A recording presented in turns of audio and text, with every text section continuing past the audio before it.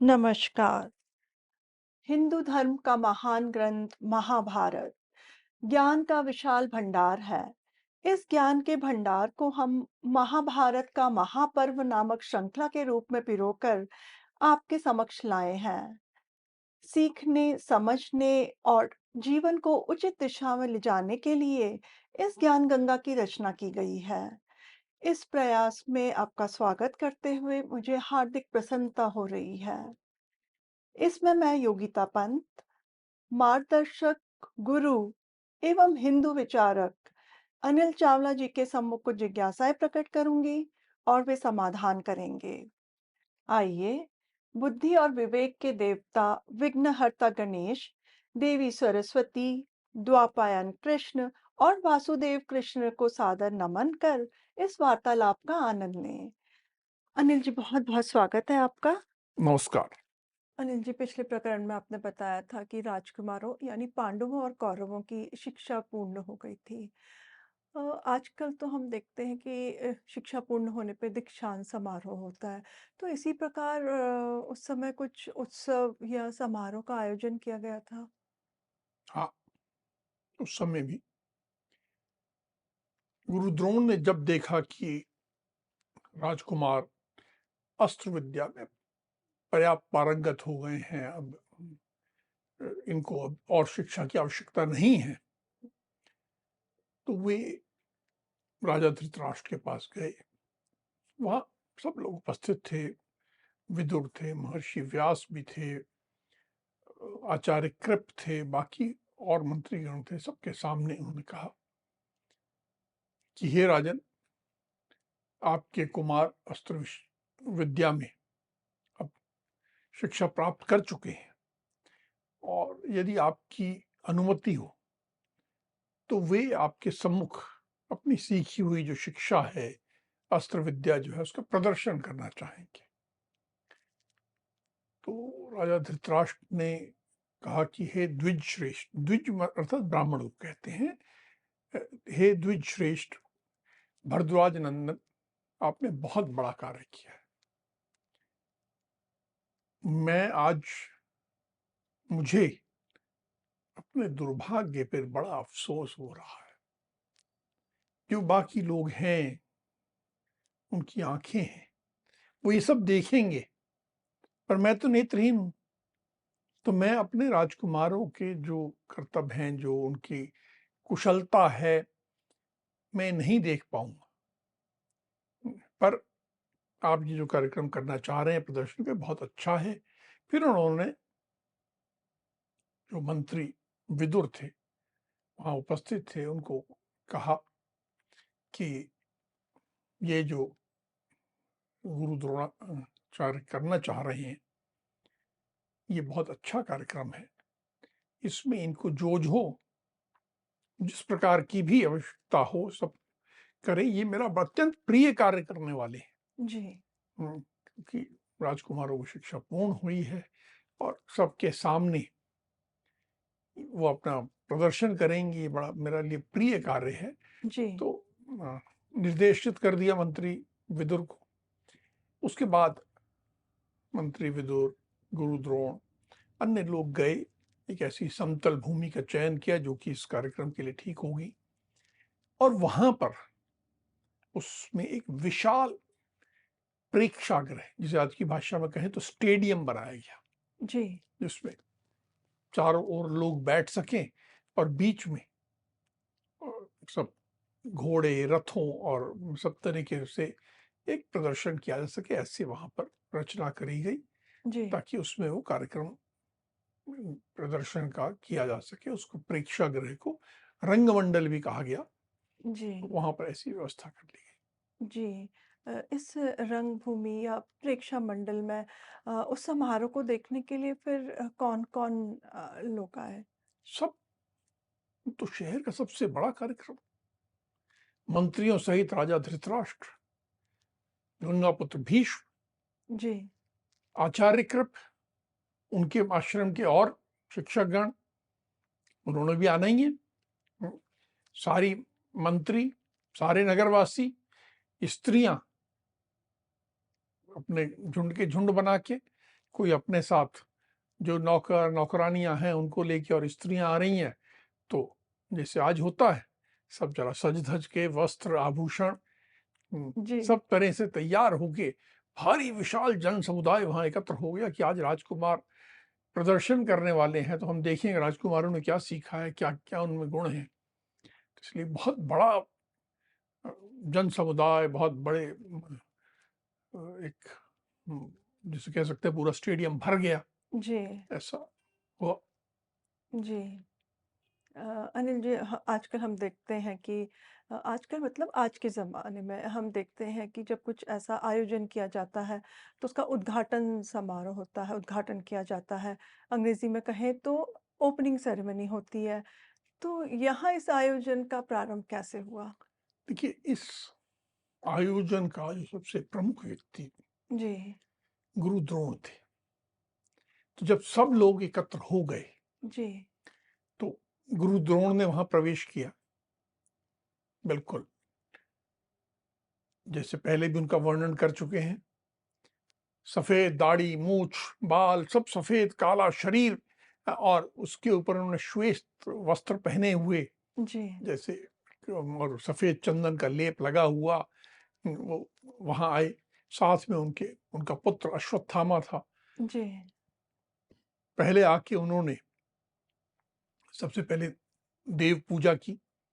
किसी भी कार्यक्रम की, आज भी हम कोई भी कार्यक्रम शुरुआत होती है तो हम पहले देवों की पूजा करते हैं, गणेश की करेंगे, सरस्वती करेंगे, सारे देवगणों की पूजा की। जी, तो इन्होंने ये पहले एक बहुत संक्षिप्त में लेकिन देव पूजा की।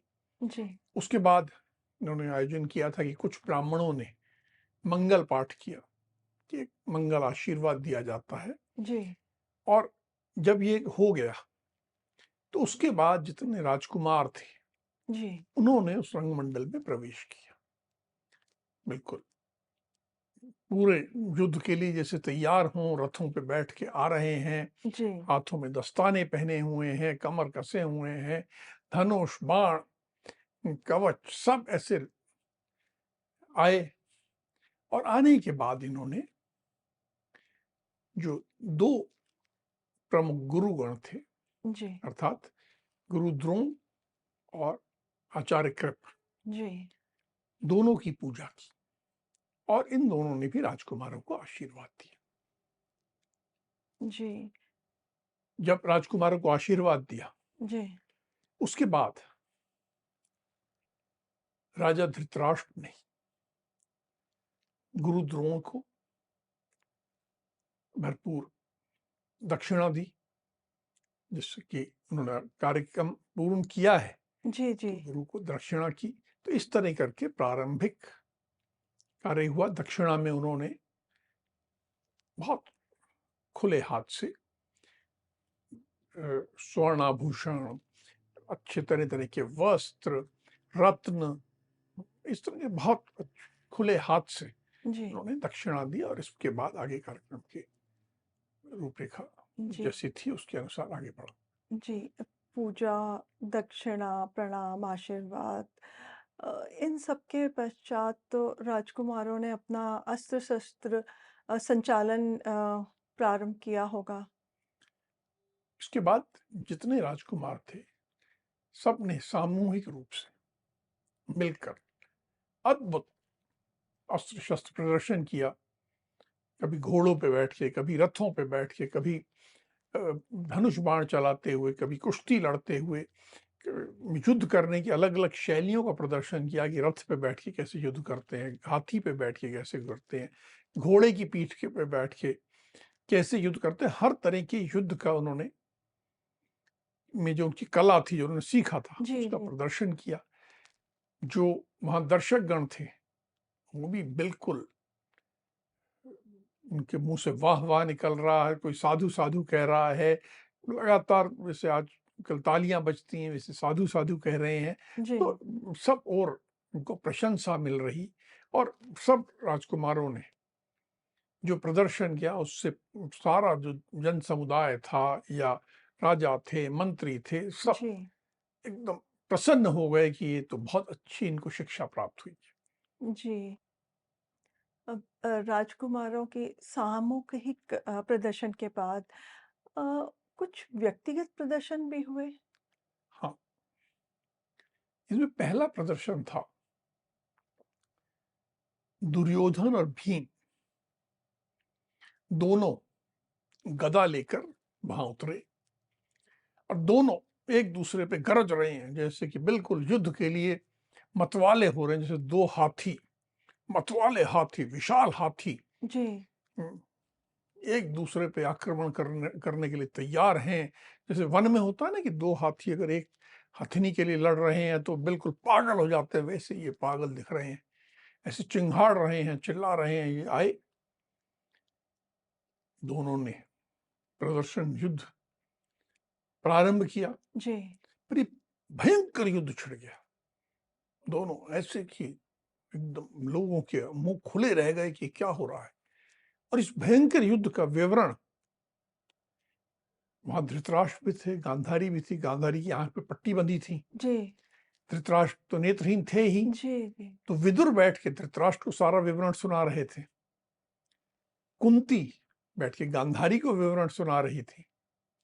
अब ये जो दोनों के बीच में युद्ध चल रहा था, जी, इसमें पूरे दर्शक समुदाय उसमें बिल्कुल डूब गया। जैसे आजकल जब फुटबॉल मैच होता है तो लगता है दो हिस्से बट गए हैं। जी, ऐसा लगा कि पूरा दर्शक समुदाय दो दलों में बट गया है, एक दल भीम के पक्ष में है और एक दुर्योधन के पक्ष में है। भयंकर आवाजें आने लगी दोनों तरफ से, भयंकर कोलाहल। ऐसा लगा जैसे महासागर में कोई तूफान आ गया है। लगा कि अभी तो ये तो केवल ये दोनों नहीं लड़ेंगे, जी, पूरा ये जन समुदाय आपस में भी थोड़ी देर में लड़ने लगेगा। ऐसी भयंकर स्थिति उत्पन्न हो गई। बहुत गंभीर स्थिति पैदा हो गई थी। अ, अनिल जी, इन दोनों का जो गदा युद्ध था, गदा प्रदर्शन युद्ध कहें, वो तो कहीं आगे बढ़ गया था, प्रदर्शन से आगे कहीं बढ़ गया था। तो इसका अंत कैसे हुआ फिर? देखिए, ये प्रदर्शन युद्ध था तुमने कहा। जी, अब जब प्रदर्शन युद्ध जो है, प्रदर्शन की सीमाएं लांघ कर आपसी वैमनस्य और शत्रुता का भाव लेके जी, एक युद्ध दिखने लगे तो गलत हुआ है। वो स्थान उसका था ही नहीं। जी, गुरु द्रोण ने अपने पास बैठे अश्वत्थामा से कहा कि ये दोनों गदा युद्ध में अत्यंत अभ्यस्त है और ये बहुत भयंकर युद्ध कर रहे हैं, तुम तुरंत जाओ और दोनों को युद्ध से रोको, क्योंकि ये भीम और दुर्योधन के बीच का जो युद्ध है, जी, ऐसा ना हो कि ये रंगभूमि में अभी जन समुदाय में युद्ध हो जाए, भावना इतनी बढ़ जाए, तो इसको तुरंत रोको। जी, अश्वत्थामा को आदेश दिया। अश्वत्थामा बिल्कुल तेजी से वेग से गया और दोनों के पास जाके खड़ा हुआ जी, और कहा, हे भीम, गुरु की आज्ञा है। फिर दुर्योधन की तरफ, हे गांधारी नंदन दुर्योधन, आचार्य का आदेश है कि युद्ध तुरंत बंद होना चाहिए। जो तुम दोनों ने एक दूसरे पर जी, वेग पूर्वक आक्रमण किया है, ये अत्यंत अवांछनीय वांछनीय है, गलत है। ये दोनों का जो दुस्साहस कर रहे हो तुम लोग, ये जी, अनुचित है, इसे तुरंत बंद करो। गुरु का ऐसा कड़क आदेश आ गया तो दोनों ने युद्ध रोक दिया और युद्ध जो है समय के लिए शांत हो जी। भीम और दुर्योधन के युद्ध के बाद, प्रदर्शन के बाद, किसका प्रदर्शन हुआ? गया। इसके बाद गुरु द्रोण ने जी, घोषणा की कि हे दर्शकगण, अब वो आ रहा है जो मुझे पुत्र से भी प्रिय है, जिसने संपूर्ण शस्त्रों में निपुणता प्राप्त की है तथा जो भगवान नारायण के समान पराक्रमी है। आप सब उस इंद्र कुमार, कुंती कुमार अर्जुन का कौशल प्रदर्शन देखें। उसके बाद अर्जुन ने वहां प्रवेश किया। अत्यंत सुंदर लग रहा, बाणों से भरा तरकस पीठ पे, धनुष, सोने का कवच, बिल्कुल काला शरीर, सोने का कवच लगा हुआ ऊपर, हाथों में बड़े गोह के चमड़े के, गोह एक जानवर है जिसका चमड़ा बहुत नरम होता है, उसके चमड़े के दस्ताने पहने हुए, हर प्रकार से युद्ध के लिए सुसज्जित। और सौंदर्य में तो अर्जुन तो अत्यंत सुंदर था ही। जी। तो वैसे रूप में सुशोभित होते हुए अर्जुन ने प्रवेश किया। सारे रंगमंडल में उल्लास हो गया। अर्जुन दिख भी इतने सुंदर रहे थे जैसे कि शाम का समय हो और सूर्य हो, बादल हो, इंद्रधनुष हो, तो एक अत्यंत सुंदर दृश्य बनता है, वैसे दिख रहे थे। उनके आने पे, जी। जैसे आजकल होता है ना फिल्मों में, जब एंट्री लेता है हीरो तो भांति भांति के म्यूजिक बजने लगता जी, है, जी, जी। तो वो वैसा ही वहां पर गाजे बाजे बजने लगे। सब ओर अर्जुन की प्रशंसा होने लगी। अर्जुन का इतना सुंदर रूप देख के कुंती के मन में तो ममता ऐसी हिलोरें लेने लगी कि बिल्कुल आंख से खुशी के मारे पानी बहने लगा, स्तनों से दूध बहने लगा। ऐसी वो तो कुंती भी भाव विवल हो गई अपने पुत्र को इतना सुंदर देख के। सब और साधु साधु और लोग जोश में। फिर जब रंग मंडल थोड़ा शांत हुआ जी। तो अर्जुन ने अस्त्र संचालन दिखाना प्रारंभ किया। उसने, अर्जुन तो अस्त्रों के महाज्ञाता थे, जी। तो आग्नेयास्त्र से उसने अग्नि उत्पन्न कर दी, वारुणास्त्र से जल उत्पन्न कर दिया, और उस जल से जो पहले अग्नि उत्पन्न की थी उसको बुझा दिया। तो आग्नेयास्त्र की अग्नि को वारुणास्त्र से बुझा दिया। जी। फिर वायुआस्त्र से आंधी उत्पन्न कर दी। फिर और अस्त्र से पर्वत उत्पन्न कर दिया, किसी और अस्त्र से पृथ्वी उत्पन्न कर दी। तो इस तरह के अलग अलग अस्त्रों का प्रदर्शन किया। फिर अंतर्ध्यान अस्त्र से खुद ही अदृश्य हो गए, और ऐसी फुर्ती, ऐसी खूबसूरती जी। कि लोगों के मुंह बिल्कुल खुले के खुले रह गए। उनको समझ में नहीं आ रहा था हम कैसे तारीफ करें, कैसे प्रशंसा करें। ये तो अभी तक जो देखा था उसके आगे कहीं ज्यादा है। इसके बाद उन्होंने अपने धनुष बाण का प्रदर्शन प्रारंभ किया। तो बिल्कुल सूक्ष्म से सूक्ष्म और भारी निशानों को भी, जी। सूक्ष्म को भी भारी को भी एकदम बारीकी से बीनते जा रहे। एक प्रदर्शन के लिए जी। एक लोहे का सुअर बनाया गया था कृत्रिम, जो घूम रहा था। जी। उस घूमते हुए सुअर के मुंह में अर्जुन ने एक साथ 5 बाण मार दिए, सीधा जिसके मुंह में चले गए। जी। इतनी देखिए एक्यूरेसी।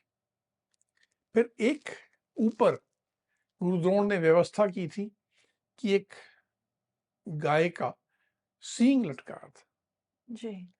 जो हिल रहा था, और उस सींग में एक छेद था। उस सींग के छेद में अर्जुन ने लगातार 21 बाण गड़ा दिए। तो उसके बाद धनुष का दिखाया, फिर उसके बाद खड़ग का, गदा का, हर प्रकार का युद्ध का कौशल जी। अर्जुन ने वहां पर प्रदर्शित किया। सब लोग प्रशंसा उनके मुंह से कितनी करें ये समझ में नहीं आ रहा था, ऐसा एक वातावरण बन गया था। जी। अर्जुन के शानदार प्रदर्शन के बाद रंगभूमि में किसी और का भी प्रवेश हुआ? वैसे तो तय कार्यक्रम अनुसार किसी का प्रवेश होना नहीं था, जी। लेकिन जब अर्जुन का प्रदर्शन बस समाप्त हो रहा था, बिल्कुल अंतिम पे था, जी, तो अचानक एक कोलाहल मच गया कि क्या हो रहा है। द्वार पे, जो रंगमंडल का द्वार था, जी, रंगभूमि का द्वार था, वहां पर कोई वीर आया है और वो ताल ठोक रहा है, और अ, उसके ताल ठोकने से बड़ा भारी शब्द हो रहा है, सब तरफ कोलाहल मचा हुआ है।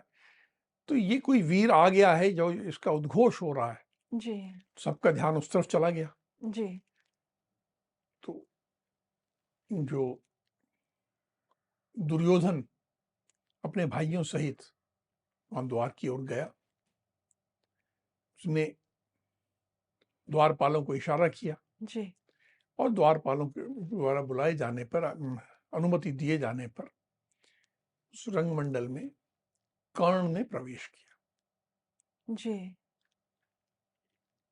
जब उसने कर्ण ने प्रवेश किया, जैसा मैंने पहले बताया था, कर्ण को जन्मजात उसके शरीर में एक कवच था, जी, कुंडल थे कानों में, तो वो उसने धारण किए हुए थे, वो तो जन्मजात उसके साथ थे ही।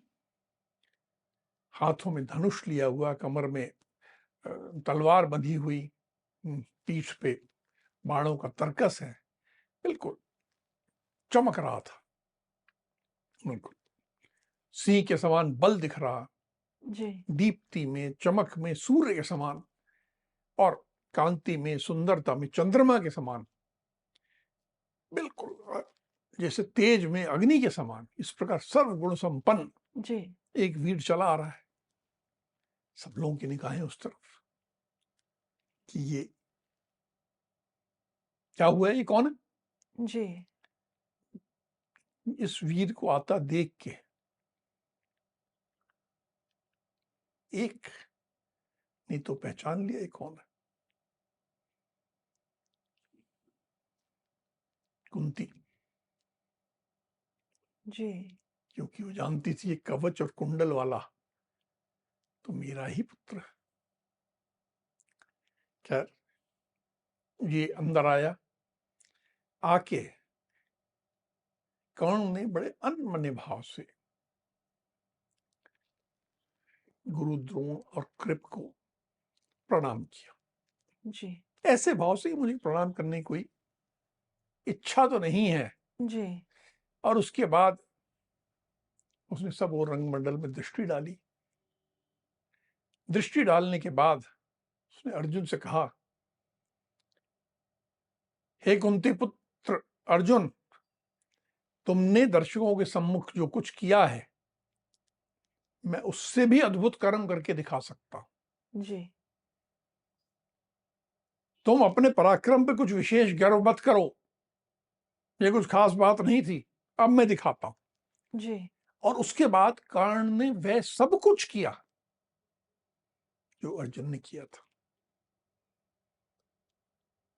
क्योंकि जब आप अर्जुन का देख रहे तो लोग सोच रहे ये तो और कोई कर ही नहीं सकता, जी, और यहाँ एक व्यक्ति था उसने सब कुछ किया और बोला ये तो साधारण बात है, तो मेरा मतलब गर्व मत करो, करके उसने दिखा दिया। ये एक ऐसी स्थिति निर्मित हो गई।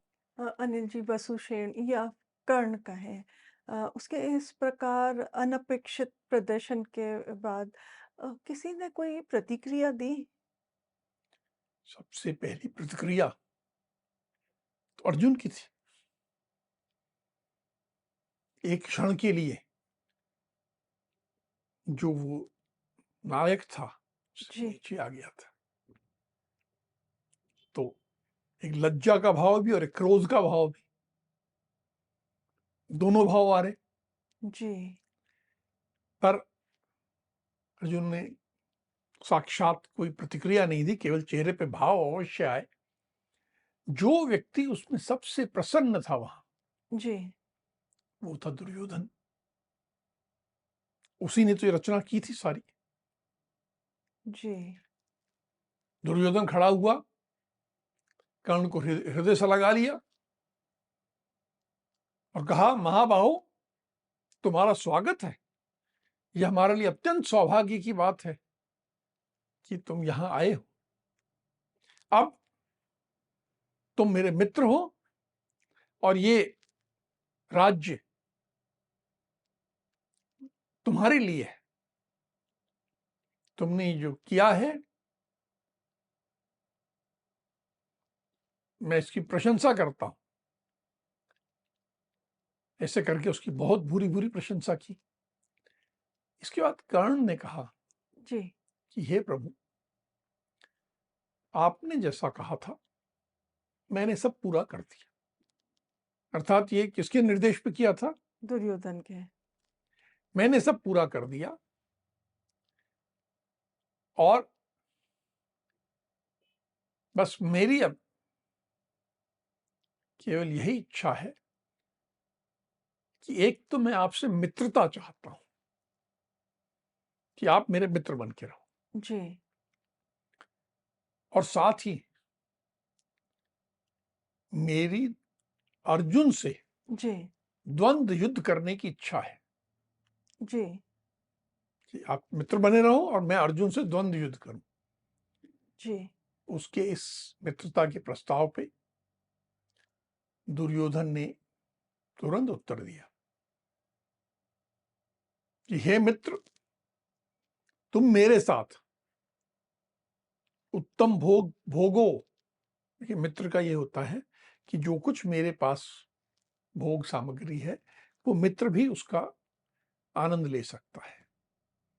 दुर्योधन ने कहा मेरे पास जो कुछ ऐश्वर्य है इस भोग को तुम भी भोगो और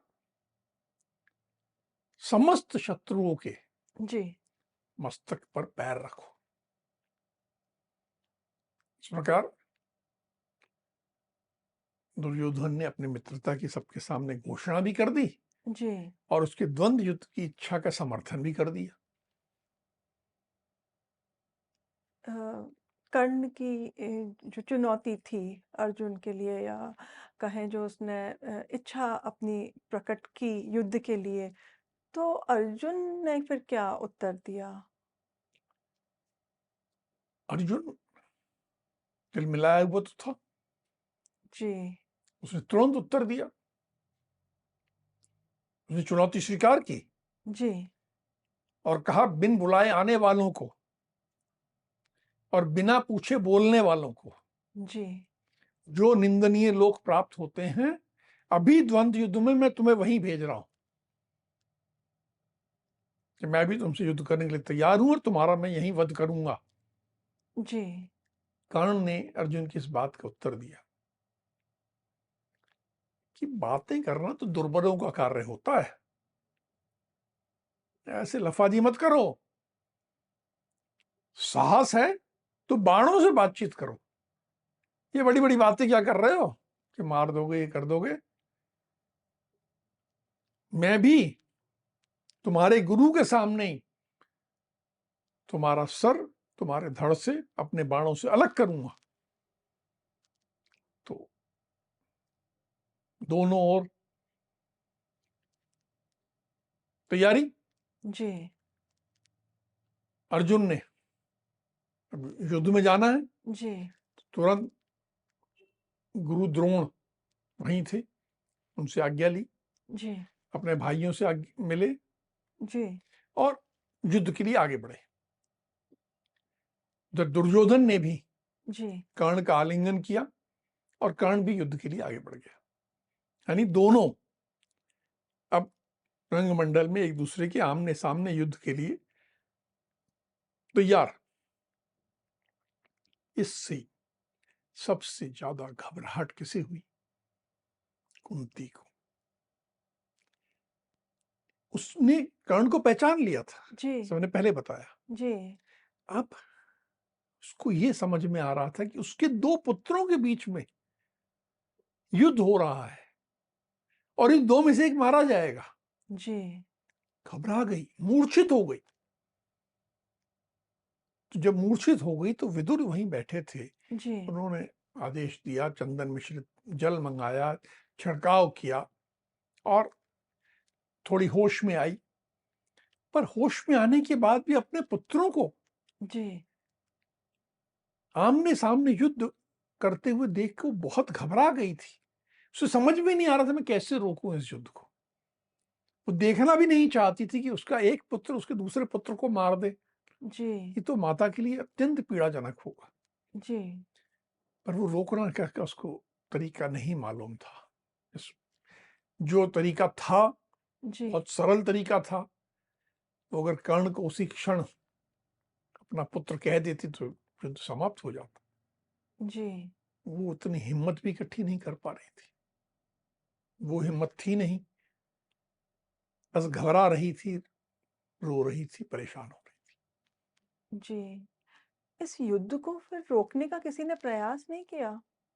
थी। ये जब युद्ध बिल्कुल जब होने वाला है, जी, तो आचार्य कृप खड़े हुए। वह कर्ण के पास गए और उन्होंने कहा कि हे वीर, ये जो तुम्हारे सामने है, ये कुंती देवी के सबसे छोटे पुत्र हैं।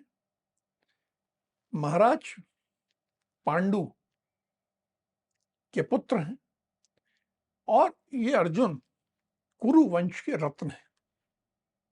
मैंने तुमसे इनका परिचय दे दिया। अब तुम भी अपना परिचय दो और सबको अपना नाम और अपने जिस वंश से तुम हो, जी, जिससे तुम्हारा वंश, जिस वंश को तुम विभूषित करते हो, जिस वंश को तुम पे गौरव है, उस वंश का नाम बताओ। इसको जान लेने के बाद ही जी, यह निश्चय होगा कि अर्जुन तुम्हारे साथ युद्ध करेंगे कि नहीं करेंगे। जी, क्योंकि युद्ध का एक नियम है कि युद्ध बराबरी वालों के बीच में होता है। राजकुमार राजकुमार के साथ युद्ध करते हैं। यदि तुम राजकुमार हो तो अपना परिचय दो, तब अर्जुन तुमसे युद्ध करेंगे। उन्होंने एक बीच में टेक्निकल ऑब्जेक्शन जिसे बोलते हैं ना, जी, जी, जी, वो लगा दी। जी। आचार्य कृप के इस प्रकार कहने पर फिर कर्ण ने क्या उत्तर दिया? कर्ण घबरा गया, जी, उसका मुंह उतर गया, लज्जा से नीचे झुक गया सिर। कुछ बोलने की वो स्थिति में ही नहीं था, किसी राजवंश से था नहीं, जी, कैसे बोले। इस समय दुर्योधन खड़ा हुआ और दुर्योधन ने आचार्य कृप को जी, उत्तर दिया। उन्होंने कहा कि शास्त्रों के अनुसार शूरवीरों की 3 योनियां होती हैं। एक कि वे राज परिवारों में जन्म लेते हैं। जी, दूसरा, जो शूरवीर होते हैं, जी, अपने गुणों से शूरवीर होते हैं। और कुछ सेनापति होते हैं, सेना का आगे प्रमोट होते होते जी, बढ़ जाते हैं। यानी एक उत्तम कुल में उत्पन्न पुरुष, जी, शूरवीर और सेनापति। मेरा मित्र जो है, उसने सिद्ध कर दिया कि वो शूरवीर है। तो शूरवीर होने के कारण ये राजा ही है, इसको अलग नहीं मानना चाहिए। जी, फिर भी यदि अर्जुन की ऐसी इच्छा है कि वो किसी राजकुमार से युद्ध करेगा जी, और दूसरे से नहीं करेगा, तो मैं अभी अपने मित्र कर्ण का अंग देश के राजा के रूप में अभिषेक करता हूं। कि आपकी जो प्रॉब्लम थी कि ये राजा नहीं है, जी, जी, तो अभी इसको राजा बना देता हूं मैं। और उसके बाद दुर्योधन ने वहीं पर सारा इंतजाम किया। जी, विधि विधान से कर्ण का राज्याभिषेक किया गया।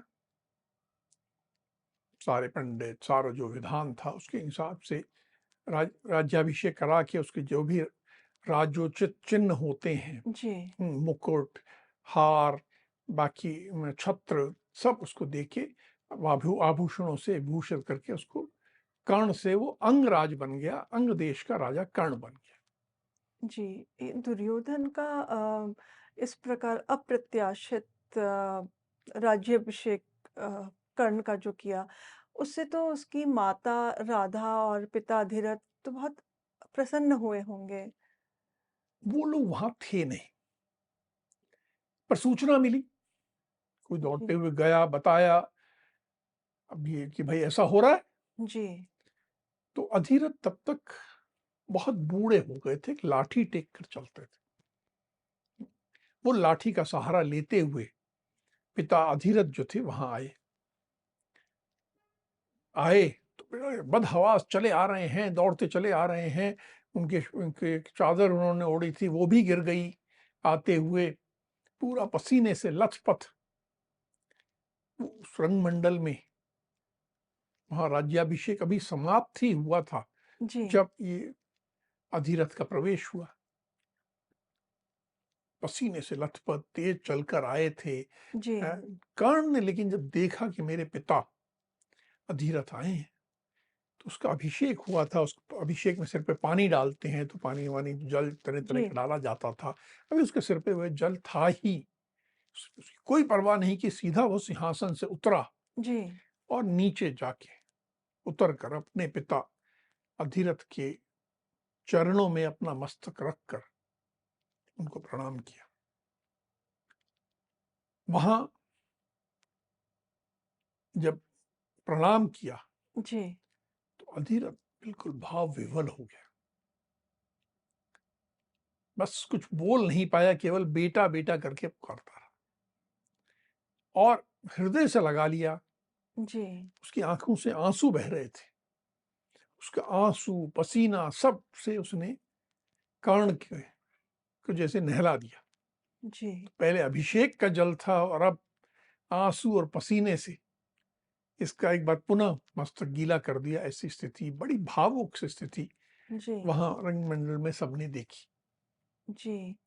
राज्याभिषेक के बाद फिर पांडुपुत्रों ने किसी ने कुछ कहा या किया? अब जब ये अधिरथ आया जी, तो भीम ने इसे पहचान लिया कि ये अधिरथ कौन है, कि ये तो सारथी है। जी, सूत है, सूत और सारथी एक ही पर्यायवाची, तो ये तो सूत है। तो अब भीम ने देखकर टिप्पणी की। भीम समझ गए कि एक सारथी का पुत्र है। जी, बड़े हंसते हुए व्यंग्यात्मक ढंग से बोले, अरे ओ सूत पुत्र, तू तो अर्जुन से के हाथ से मरने के योग्य भी नहीं है। तू तो अपने हाथ में चाबुक ले और जा घोड़ों को हाँक। यहां कहां आ गया है? तेरे कुल के यही अनुरूप है, तू वही काम कर। यहां अर्जुन से युद्ध करने की मत सोच। जी, जैसे यज्ञ में जो प्रसाद रखा होता है कुत्ता नहीं खा सकता, तू ये प्रसाद खाने की मत सोच। तेरे को तो ये जो अंग देश का राजा बना दिया गया है, तू उस अंग देश का राजा बनने के योग्य भी नहीं है। तू राज्य भोगने के योग्य नहीं, तू तो चाबुक चला। इस जी। प्रकार बड़े कठोर शब्दों में व्यंग्यात्मक ढंग से भीम ने का मजाक उड़ाया, उसका उपहास किया। भीम के इस प्रकार कठोर वचन सुनने के बाद तो इसका उत्तर तो फिर दुर्योधन ने ही दिया होगा? हाँ, कर्ण तो फिर चुप हो गया, उसको क्रोध बहुत आया, उसका होंठ कांपने लगा। पर जी, उत्तर क्या दूं मुझे समझ में नहीं आया। इस समय जो दुर्योधन ने कहा जी, वह आज भी बहुत सही है, उचित है। दुर्योधन ने कहा कि क्षत्रिय में बल की ही प्रधानता है। शूरवीरों और नदियों जी, की उत्पत्ति के वास्तविक कारणों का पता लगाना अत्यंत कठिन होता है। शूरवीर किसका बेटा है किसका नहीं है इसका मतलब नहीं है। जी, अग्नि जिसने संपूर्ण जगत को व्याप्त कर रखा है, वह तेजस्वी अग्नि जल से प्रकट हुई है। और दानवों का संहार करने वाला जो वज्र है, जी, वो महर्षि दधीची की हड्डियों से निर्मित है। तो कौन किससे निर्मित है इसकी बात का अर्थ नहीं है। जी, कितने ही ब्राह्मण क्षत्रियों से उत्पन्न हुए हैं, जी, उनका नाम आप लोग सब जानते होंगे, सुना होगा। और आपने ये भी सुना होगा कि कुछ क्षत्रियों ने अपने प्रयास किया और वो ब्राह्मणत्व को प्राप्त हुए, जैसे विश्वामित्र, वो ब्राह्मणत्व को प्राप्त हुए। जी, समस्त शस्त्रधारियों में श्रेष्ठ हमारे गुरु द्रोण तो एक कलश से उत्पन्न हुए हैं। ये हमारे आचार्य कृप, ये तो सरकंडों से उत्पन्न हुए हैं। जी, तो जन्म पे मत जाइए। और फिर पांडवों की तरफ इशारा करके कहा, तुम सब भाइयों का जन्म किस तरह हुआ है उसकी कथा भी मुझे मालूम है। जी, अर्थात उसने इशारा कर दिया कि तुम पांडु के औरस पुत्र नहीं हो, जी, तो जन्म पे इतना जोर मत दो। इस तरह करके उसने उनका उत्तर दिया। फिर कहा कि ये जो कुंडल कवच के साथ उत्पन्न हुआ जी, सूर्य के समान तेजस्वी है, ये तुम्हें लगता है कि ये अधीरथ और राधा इस सारथी का पुत्र है?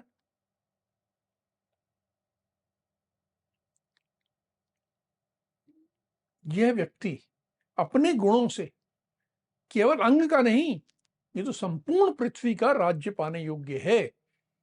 और जिसके मुझ जैसे आज्ञाकारी मित्र हों, जी, वह तो पूरी पृथ्वी का राज्य करने योग्य है। और यह जो मेरा मानना है, जी, जो मैंने बात कही, यदि किसी को ये मेरा व्यवहार पसंद नहीं आ रहा हो जी, तो वो हमारे साथ युद्ध के लिए तैयार हो जाए। मैं युद्ध करने के लिए उसके साथ तैयार हूं। अब इतनी मजबूती से गौन के पक्ष में खड़ा हुआ दुर्योधन, बहुत तर्क संगत उत्तर दिया। तर्क संगत। वहां पर गंगापुत्र भीष्म थे, गुरु द्रोण थे, आचार्य कृप थे, जी, किसी ने उसका प्रतिकार नहीं किया। किसी ने नहीं कहा कि आप गलत कह रहे हो। उसकी बात तब भी सत्य थी और आज भी सत्य है जी, कि व्यक्ति की का मूल्यांकन उसके गुणों से होगा, उसके बल से होगा, उसकी योग्यता से होगा, जी, जन्म से नहीं होगा। और ये दुर्योधन ने जो इतनी तर्क संगत बात कही, तो पूरा जन समुदाय दुर्योधन को साधुवाद देने लगा, प्रशंसा करने लगा। और जो वरिष्ठ जन थे जी, उन्होंने भी सहमति, चाहे मौन रह के जी, जी, सहमति व्यक्त की।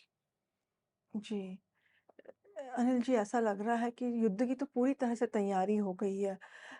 तो क्या फिर युद्ध हुआ? नहीं,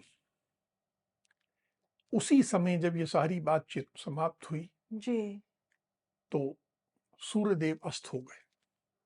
उस समय नियम था कि युद्ध सूर्यास्त के बाद नहीं हो सकता। जी, तो जब सूर्यास्त हो गया तो दुर्योधन ने कर्ण का हाथ पकड़ा जी, और मशालों की रोशनी में वे रंगमंडल के बाहर चले गए। जी, आज का जो दिन था, दुर्योधन के बोलने का दिन था। व्यक्ति वो कैसा भी हो, जी, उसके इरादे कैसे हों, वो सब एक तरफ है, लेकिन उसकी बात एकदम सटीक थी, सही थी। लेकिन इसके ठीक विपरीत जी, दो लोग जिनकी चुप्पी, निष्क्रियता बहुत गलत थी, जिसके लिए उनको इतिहास ने कभी माफ नहीं किया।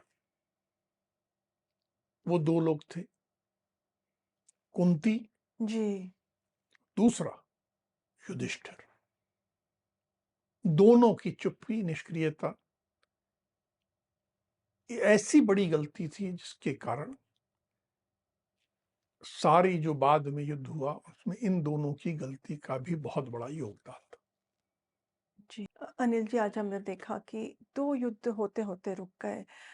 एक तो भीम और दुर्योधन का, दूसरा अर्जुन और कर्ण का। अब युद्ध तो रुक गए, पर इनके पीछे के जो कारण थे वो यथावत रहे, वैसे के वैसे ही रहे। और इनके मन में जो एक-दूसरे के प्रति जो कटुता थी, द्वेष, वैमनस्य, ये तो और ऐसा लग रहा है कि बढ़ेगा आगे। और जो उम, विश्व बेल का जो हमने एक छोटा-सा स्वरूप कहें आज देखा, वो ऐसा लग रहा है कि आगे कहीं और बहुत भयंकर रूप लेने वाला है। और वो क्या रूप लेता है, वो हम आगे की कड़ियों में आपसे जानेंगे। आज की चर्चा को हम यहीं विराम देते हैं। अगली कड़ी में महाभारत के महापर्व से जुड़े कुछ मार्गदर्शक प्रसंगों के साथ हम दोनों फिर उपस्थित होंगे। राम, राम। राम राम।